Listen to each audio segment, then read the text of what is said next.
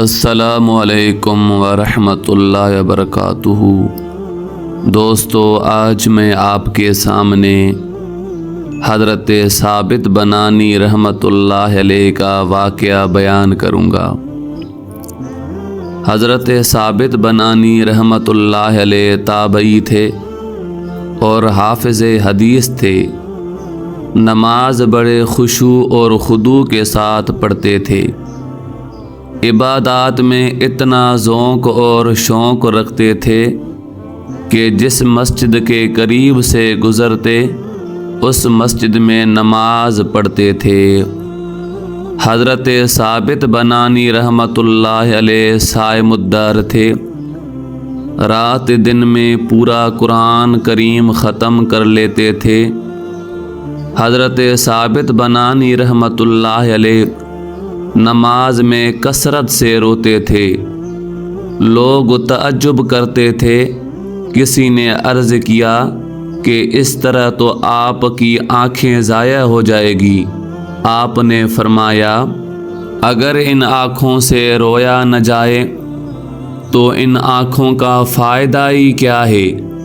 حضرت ثابت بنانی رحمۃ اللہ علیہ ہمیشہ دعا کرتے تھے، اے اللہ، اگر کسی شخص کو قبر میں نماز پڑھنے کی اجازت ہو سکتی ہے تو مجھے بھی اس کی اجازت دی جائے۔ جب حضرت ثابت بنانی رحمۃ اللہ علیہ کا وصال مبارک ہوا، حضرت ابو سنان رحمۃ اللہ علیہ کا بیان ہے کہ خدا کی قسم میں ان لوگوں میں سے ہوں جنہوں نے حضرت ثابت بنانی رحمۃ اللہ علیہ کو دفن کیا تھا۔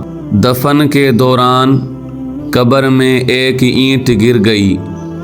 میں اسے اٹھانے کے لیے جھکا تو دیکھا کہ وہ قبر میں نماز پڑھ رہے ہیں۔ میں نے اپنے ساتھی کو کہا، دیکھو یہ کیا ہو رہا ہے؟ اس نے کہا، خاموش رہو۔ حضرت ثابت بنانی رحمۃ اللہ علیہ کی تدفین ہو چکی تو میں نے ان کے گھر جا کر ان کی بیٹی سے پوچھا کہ حضرت ثابت رحمۃ اللہ علیہ کون کون سے اعمال کیا کرتے تھے؟ انہوں نے کہا، آپ کیوں پوچھتے ہو؟ میں نے سارا واقعہ بیان کیا۔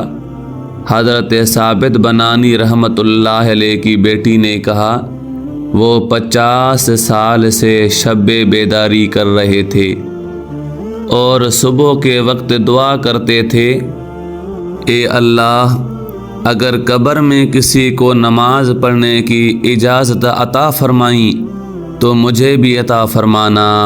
یہی وجہ ہے کہ میرا بابا مرنے کے بعد قبر میں نماز پڑھ رہا تھا۔ اللہ تعالیٰ نے اس کی دعا کو قبول فرمایا۔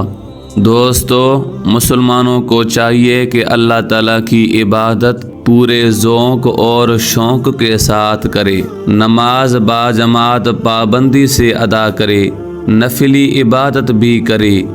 دعا ہے اللہ تعالیٰ ہمیں نماز پڑھنے کی توفیق عطا فرمائے۔ دوستو، اگر اس چینل پر نئے ہو تو پلیز چینل کو سبسکرائب کریں اور اس ویڈیو کو زیادہ سے زیادہ شیئر کریں اپنے دوستوں سے، اپنے بھائیوں سے۔